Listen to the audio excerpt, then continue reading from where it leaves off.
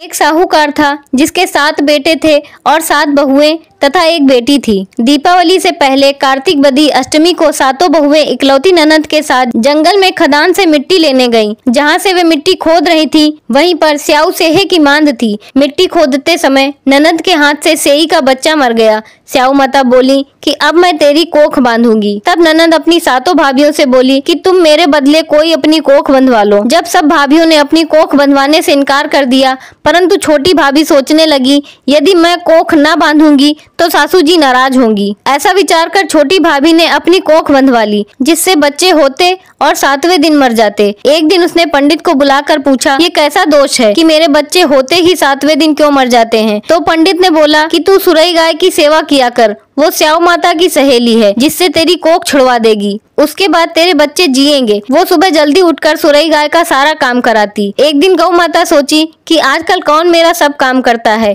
ये बहुएं तो आपस में लड़ाई करती रहती हैं। आज देखना चाहिए कि कौन सी बहू काम करके जाती है। गौ माता सुबह जल्दी उठकर बैठ गई और देखने लगी तो साहूकार के छोटे बेटे की बहू सारा काम करती थी। गौ माता ने बहू से कहा, तुझे क्या चाहिए जो तू मेरा इतना काम करती है? वो बोली, मुझे वचन दो। गौ माता ने वचन दे दिया। बहू बोली कि स्याऊ माता के पास मेरी कोख बंधी हुई है, वो तेरी सहेली है, सो मेरी कोख छुड़वा दो। जब गौ माता 7 समुंदर पार अपनी सहेली के यहाँ ले जाने लगी, रास्ते में धूप थी तो दोनों एक पेड़ के नीचे बैठ गईं। थोड़ी देर में वहाँ एक सांप आया। पेड़ के ऊपर गरुड़ पंखनी के बच्चे थे जिनको सांप डसने लगा। साहूकार की बहू ने देख लिया और सांप को मारकर ढाल के नीचे रख दिया। गरुड़ पंखनी आई, साहूकार की बहू को चोंच मारने लगी। बहू बोली, मैंने तेरे बच्चों को नहीं मारा, सांप ने मारा, मैंने तुम्हें बचाया। यह बात सुनकर गरुड़ पंखनी बोली, तूने मेरे बच्चों को बचाया, जो मांगना है मांग ले। बहू बोली, 7 समुंदर पार स्याऊ माता रहती हैं, मुझे उसके पास पहुंचा दो।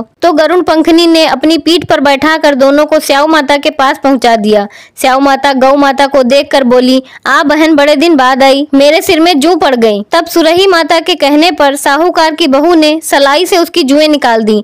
इस पर स्याऊ माता बोली, मेरी तूने बहुत भलाई करी, जा तेरे 7 बेटे और 7 बहुएं हों। बहू बोली कि मेरे तो एक भी बेटा नहीं है, 7 बेटे कहाँ से आएंगे? जब स्याऊ माता बोली, क्यों नहीं है? बहू बोली, मुझे वचन दो। जब स्याऊ माता बोली, वचन दिया, अब बता क्या बात है? तब बहू बोली, मेरी कोख तो तुम्हारे पास बंधी पड़ी है। तब स्याऊ माता बोली, तुमने तो मुझे बहुत ठग लिया, तेरी कोख खोलती नहीं, लेकिन अब खोलनी पड़ेगी। जा, तेरे 7 बेटा और 7 बहू घर पर मिलेंगे। तू 7 उजुमन करियो, 7 होई मंडियो, 7 कढ़ाई करियो। बहू ने घर जाकर देखा तो 7 बेटा और 7 बहू बैठी थी। वह खुश हो गई। उसने 7 अहोई बनाई, 7 उजुमन किए तथा 7 कढ़ाई की। उधर दीपावली के दिन जेठानियां आपस में कहने लगी कि जल्दी जल्दी पूजा कर लो, कहीं छोटी बहू बच्चों की याद करके रोने न लगे। थोड़ी देर में उन्होंने अपने बच्चों से कहा, जाओ अपनी चाची के घर देख कर आओ कि वह अभी तक रोई क्यों नहीं। बच्चों ने देखा और वापस आकर कहा कि वह कुछ मांड रही हैं,